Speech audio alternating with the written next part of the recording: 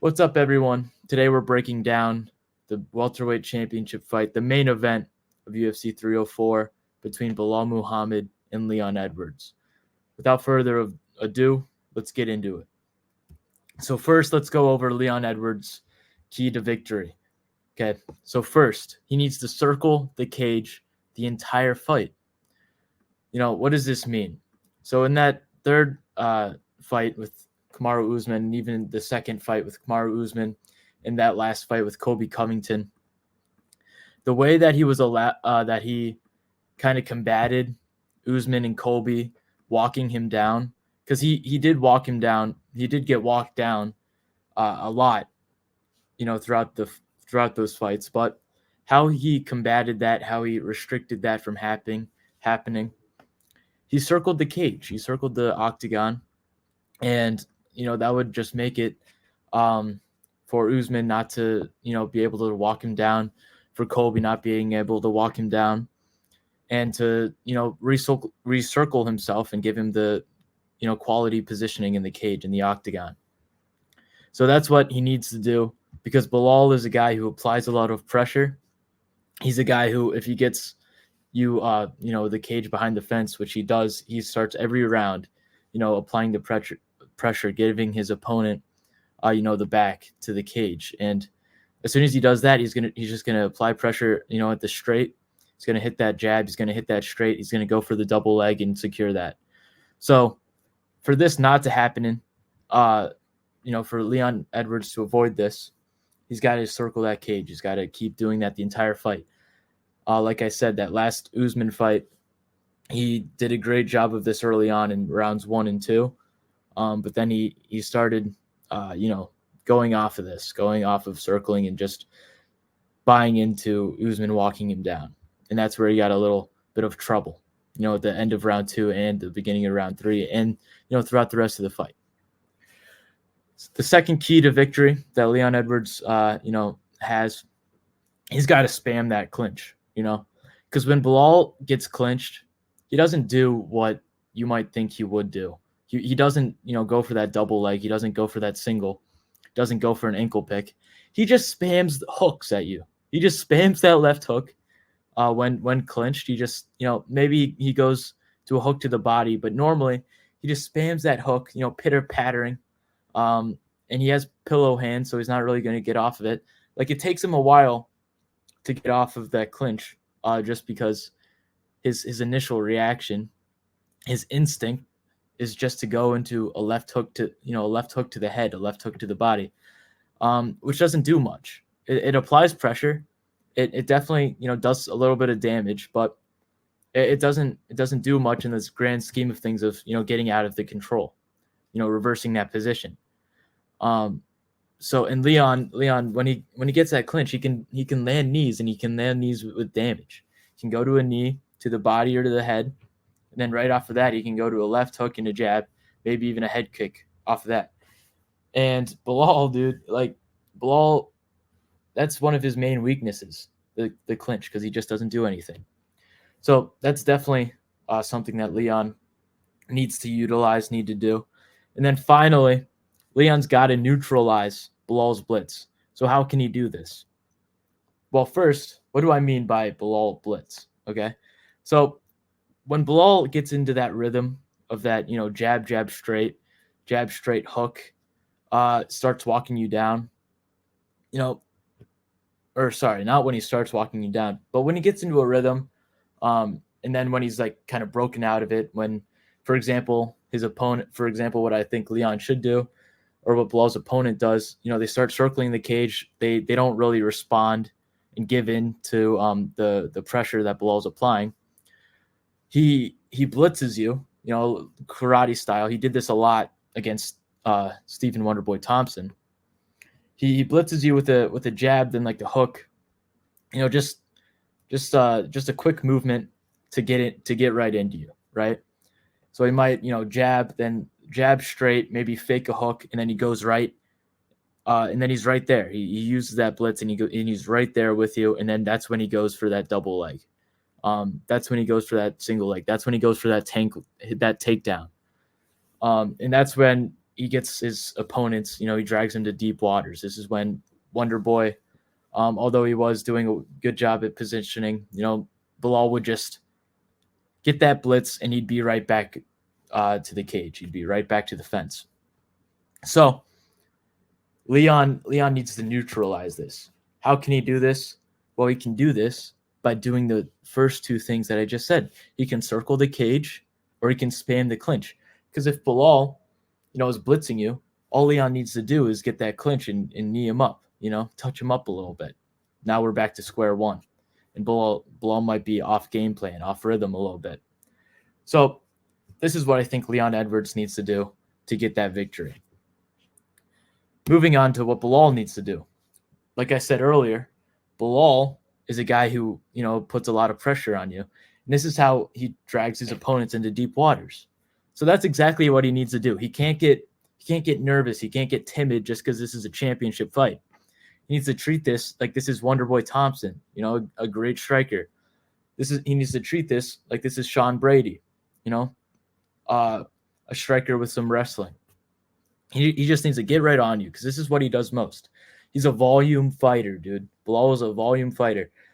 So he just needs to get that pressure early. He needs to, gain positioning early. He needs to establish himself in the octagon early because we can't be like Colby Covington and wait until the championship rounds to wake up. You got to be alert. You got to be waking up, right away because that's when Belal does best.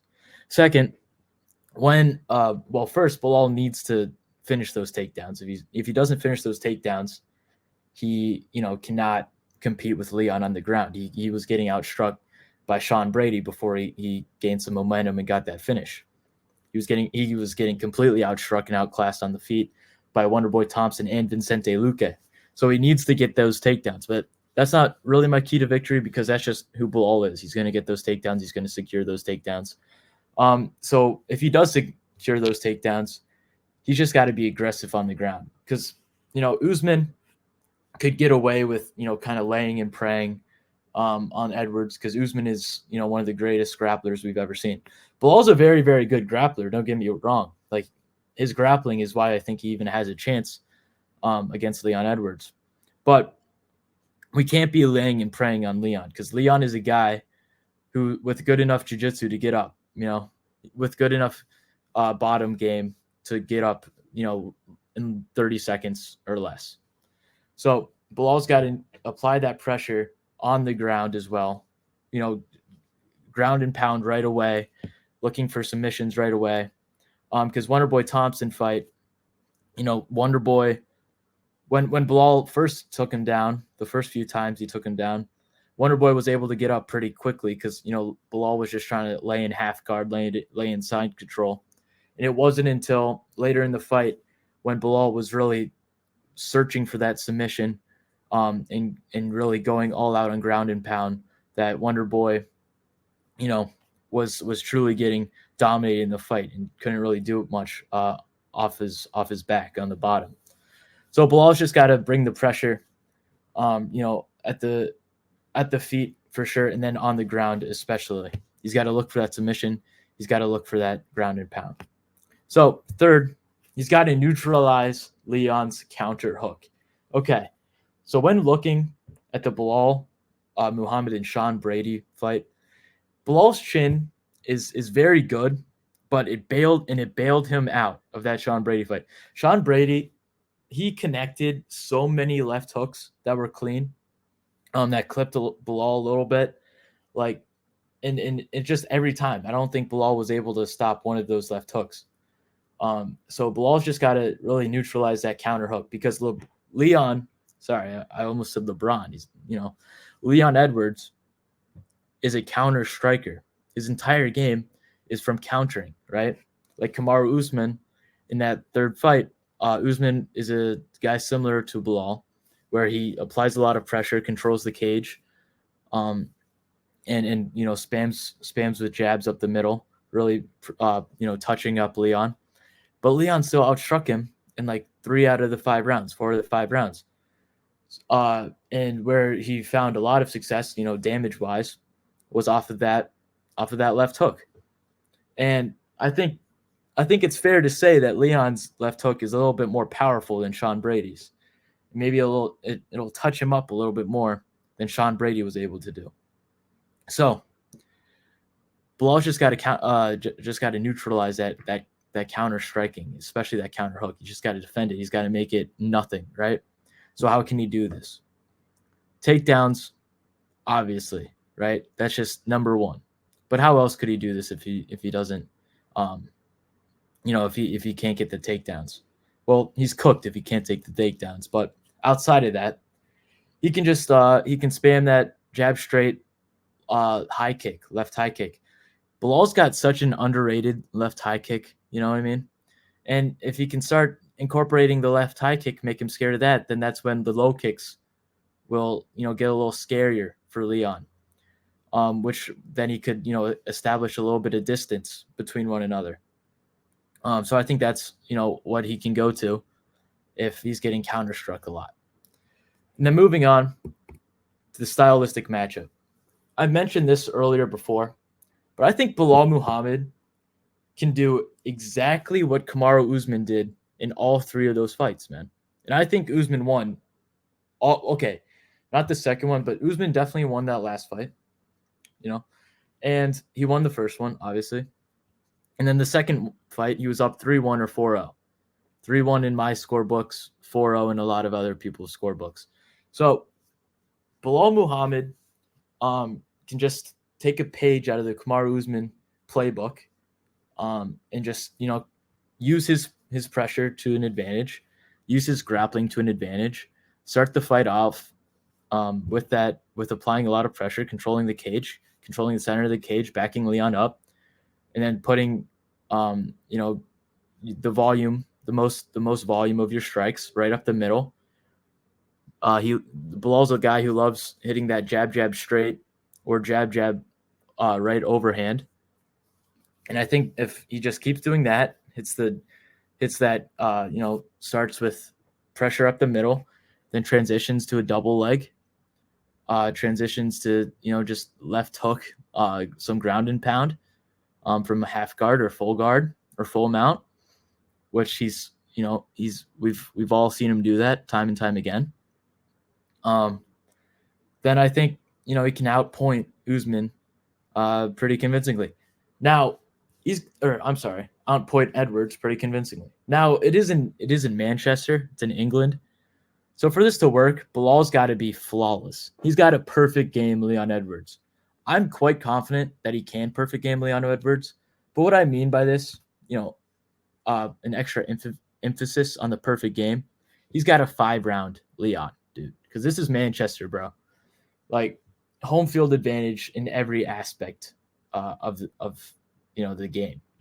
So Belal's got to take every single round away from Leon. He's got to take first 2 rounds, first 2 rounds of the fight. He can give up the 3rd round of the fight, and then he's got to be exceptional those last 2 rounds. See, Belal's very capable of this because, like I said, he fights very similarly to Kamaru Usman, who's beat this man 3 times, basically. And Belal's cardio is also a lot better than Leon's. Man. Hey, that's a crazy take. That's not a crazy take at all. Belal Muhammad has never gassed out in his career, man. He's never gassed out. So Belal can very, very easily do what Kamaru Usman did. And I think that's what he's going to do. Now, Leon's beat Kamaru Usman twice, officially. With the use of his counter strike, his low leg kicks, setting up for that high kick, which Belal's got to be very cautious of, and his clinch work, which all 3 things I said in his keys to victory.